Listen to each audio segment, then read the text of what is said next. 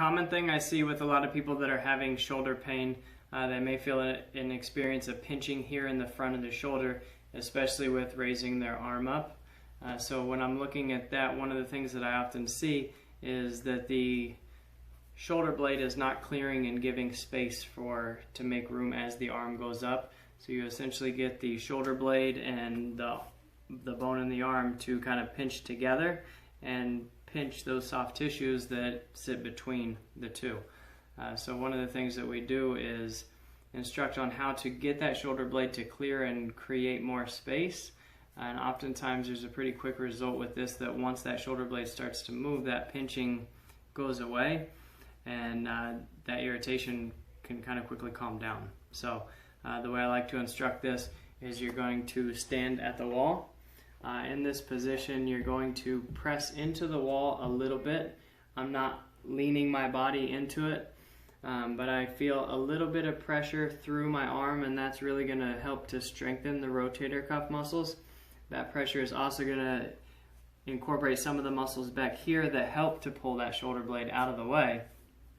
So once I put a little bit of pressure in it, I'm going to slide my arm up the wall here, and then I can either come back down, or when I get to the top, I can lift off, put it back on, put pressure back into it, and slide back down. So I'm not putting so much pressure into the wall that I can't move my arm. The other thing that I'm doing is I'm making sure throughout this motion that my body is staying straight all the way up and back down. I'm not leaning into it, and I'm also not arching my back to try to go further. So I'm going through the range of motion that I can comfortably. If there is pain along the way, I don't want to go into that. So taking it up to the motion that you can, using the correct muscles to help move things out of the way and strengthen the rotator cuff, but then bringing it back down.